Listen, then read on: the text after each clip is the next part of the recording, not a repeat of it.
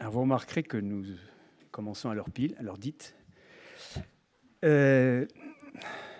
Donc d'abord, je voudrais évidemment vous remercier tous d'avoir répondu favorablement à notre invitation. Je voudrais aussi remercier les acteurs, tous ces acteurs éminents du marché de l'art qui sont présents à la table ou dans la salle d'ailleurs et qui interviennent ce matin ou interviendront cet après-midi dans nos débats. Et je voudrais aussi en particulier remercier Madame Chadla, présidente du Conseil des ventes, et Monsieur Taugourdeau de nous avoir accordé la primeur du petit guide de l'expertise dans les ventes publiques qui est présent, que vous pourrez retirer à la table à l'extérieur. Alors, la vocation d'assises, en général, quelle qu'elle soit, d'habitude, les assises, c'est ensemble mettre à plat, asseoir des principes, des notions, dans le calme, dans la tranquillité. Là, c'est loupé. C'est loupé parce que si vous vous souvenez, en 2016, avait éclaté la question du mobilier 18e avec des mises en examen. Et il y a 15 jours, avant nos nouvelles assises de 2018, nouvelles mises en examen. Donc, nous aurions préféré, comment dire, non pas naviguer sur une mer d'huile, parce que c'est synonyme d'immobilisme, mais en tout cas, une mer plus tranquille. Il reste qu'il nous faut aborder les problèmes et dans leur totalité. Alors, donc, les assises. Et j'irai immédiatement à l'essentiel, en expliquant ce qui, à mon sens, est l'enjeu principal de ces assises.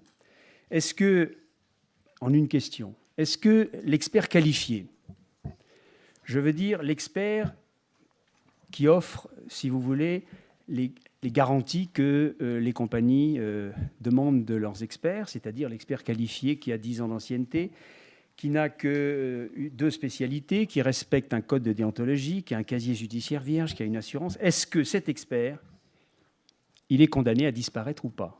Je considère, moi, que c'est l'enjeu sérieux de la discussion de nos assises. Alors, j'entends déjà les uns et les autres crier « bon, moi, il est fou, il est dans l'hyperbole, le battage, la jactance », et pourtant, je vais m'expliquer, je pense que nous sommes quand même au cœur du problème. Penchons-nous un peu sur le marché de l'art. Alors, pas sur les records qui font la une des magazines économiques ou People, mais penchons-nous sur le lot quotidien de ce qui fait le marché de l'art dans sa quotidienneté, les galeries, les salons, les ventes publiques.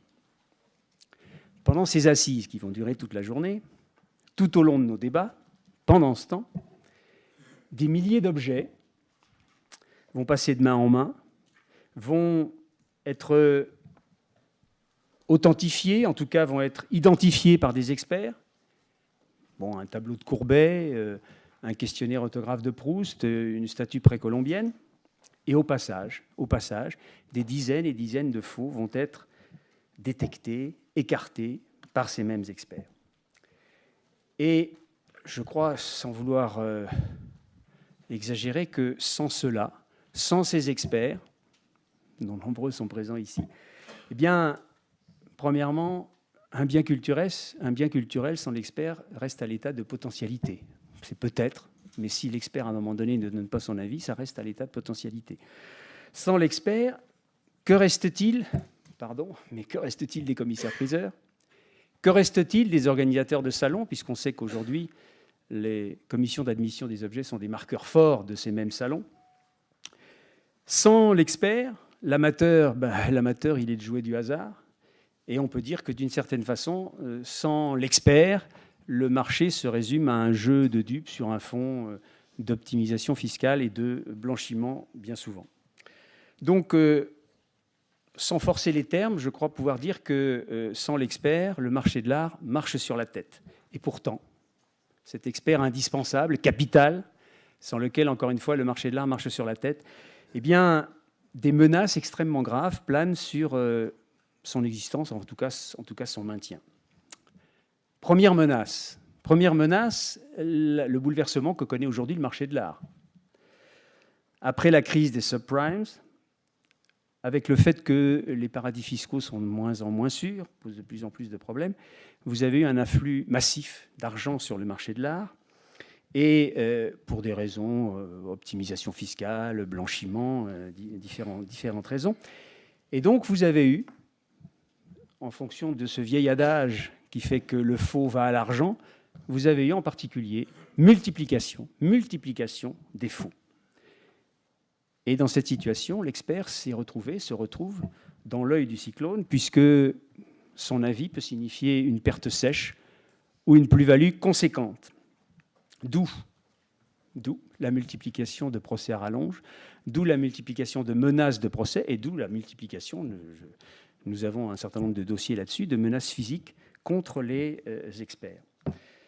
Résultat, donc menace considérable, résultat, c'est que bon nombre d'experts se mettent en retrait. Bon nombre d'experts se refusent à faire des expertises qui pourraient les amener à des procès sans fin, qui pourraient les mettre en but à des rétorsions, des mesures de rétorsion, parfois physiques. Donc, si vous voulez, je dirais qu'intellectuellement, déjà, ça a quelque chose de choquant. Un expert qui se met en retrait face aux menaces, intellectuellement, c'est un recul de la connaissance, un recul de la science.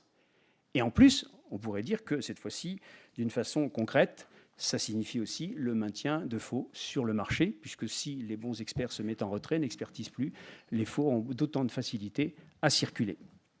Ça, c'est la première menace. Deuxième menace, Internet. Alors Internet, évidemment, nous le savons tous, nous l'utilisons, c'est un outil formidable, mais c'est aussi un vecteur, le vecteur du pire de ce qui peut arriver. Ainsi, on a vu une floraison de sites bidons, pardon du terme, mais je crois que c'est ce qu'il faut utiliser, qui proposent des expertises sur photo qui sont bien organisées. Et on a vu la multiplication dans tous les domaines, enfin dans tous les secteurs du marché de l'art, la multiplication d'experts autoproclamés, puisque vous le savez, c'est un titre qui n'est pas déposé, donc protégé par la loi. Alors, encore une fois, lorsque je parle de ça, je ne parle pas de ceux qui ont quelque illusion et qui sautent comme des cabris sur leur siège en disant réalité augmentée, etc., qui pensent que, à tort ou à raison, peu importe, c'est leur problème, et qui pensent que grâce à Internet, chacun peut devenir médecin, architecte, journaliste, avocat. Non, je parle de véritables entreprises organisées de sites qui proposent des expertises sur photo et dont on n'a aucune trace réelle, je veux dire traçabilité en tout cas. Et enfin, troisième menace, peut-être la plus cruelle, je dirais. Pourquoi la plus cruelle? Parce qu'elle vient de l'intérieur même de nos rangs. Avant de préparer ces assises, puisque je l'ai répété, vous avez eu des mises en examen, etc., on m'a donné un certain nombre de conseils amicaux. Enfin, je ne sais pas si c'était amicaux, mais on a expliqué que ce serait maladroit d'en parler.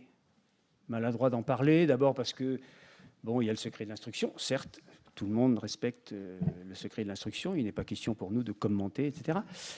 Et puis en même temps, de me dire, mais de toute façon, parler de ça, on va encore enfoncer le marché, donc faisons le dos rond, laissons, etc.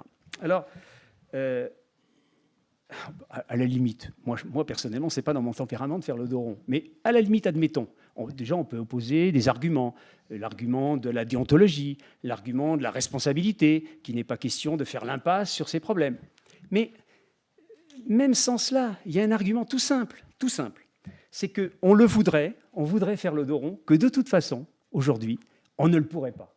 Donc c'est clair, c'est simple, parce que après l'affaire Aristophil, après la question du mobilier 18e, après ce qui se prépare dans l'art déco, il est clair que trop, c'est trop, et que de toute façon, d'une façon générale, quelle que soit notre opinion, je dirais que l'opinion générale, cette fois-ci, n'est plus en mesure d'accepter ce genre de choses. Ce n'est pas la raison pour laquelle nous nous penchons sur le problème, mais c'est un argument supplémentaire pour le faire.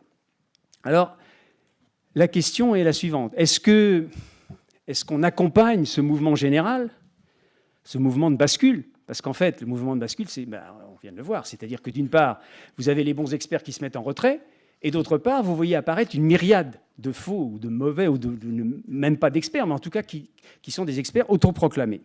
Donc est-ce qu'on accompagne ce mouvement de bascule? Autrement dit, est-ce qu'on abandonne nos valeurs, nos références? Alors, ou est-ce qu'on résiste? Bon, la réponse, évidemment, vous le comprenez, elle est résister. Mais résister, c'est le choix des compagnies, hein. La mienne comme celle de Jean-Michel ou celle de Michel. C'est notre lot quotidien résister. Lorsque, par exemple, on a un problème de faux, on se porte partie civile pour avoir accès au dossier, pour savoir ce qui se passe, pour défendre l'organisation, pour défendre les experts de l'organisation. Lorsque, avec Internet, nous expliquons que ce n'est pas possible de faire. Bien sûr, il faut se servir d'Internet, bien sûr, les laboratoires, bien sûr, tout cela. Il n'empêche que le diagnostic, c'est l'expert. Donc, impossible de faire une expertise, je ne dis pas des recherches, etc., une expertise sur photo. De la même façon, par rapport au procès, oui, l'obligation d'assurance existe chez nous et souvent, nous devons avoir recours à cette assurance. Mais vous comprenez bien que ces réponses que je viens d'indiquer, comment dire, elles se font au coup par coup, et puis elles se font un peu en ordre dispersé. Et je crois qu'il est temps, c'est un peu ce que nous essayons de faire dans ces assises, il est temps de dire qu'il faut engager une réflexion collective.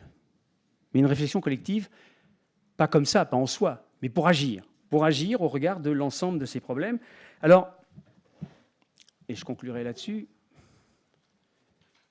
je pense qu'entre 2016 et 2018, il y a eu une différence. Il y a une différence, c'est qu'entre 2016 et 2018, premièrement, je prends quelques indices.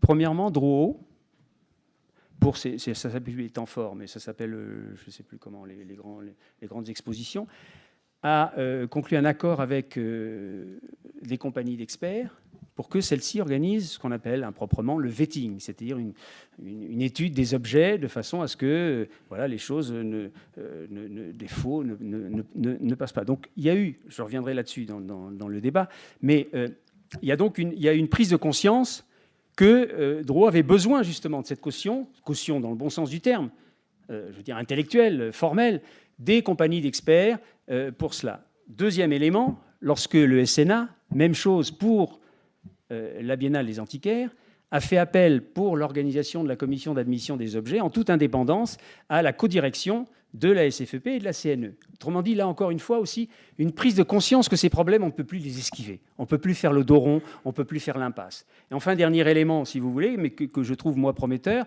je prends cet exemple parce que c'est un peu ma spécialité, ma profession, c'est que, par exemple, on a pu constater que ces derniers temps, bon nombre de libraires, membres du syndicat de la librairie ancienne et moderne, avaient demandé leur adhésion, et les conditions qui sont les nôtres, ils étaient tout à fait dans le respect de ces conditions. Et enfin, je voudrais parler aussi des contacts rapprochés et plus fréquents qui ont lieu entre les trois grandes compagnies d'experts, ce qui n'exclut pas les autres compagnies, bien sûr, qui peuvent être tout aussi légitimes, mais entre la SFEP, la CNE et la CNES. Donc tout cela, si vous voulez, il y a des problèmes, mais tout cela me met en confiance et je pense que de ces assises sortiront non pas par un coup de baguette magique la solution à tous les problèmes, mais qu'en tout cas nous aurons avancé dans la discussion, nous aurons avancé dans les rapports, dans les liens qu'on peut avoir entre nous, pour enfin pouvoir décider et prendre les mesures qui s'imposent sur toutes ces choses-là.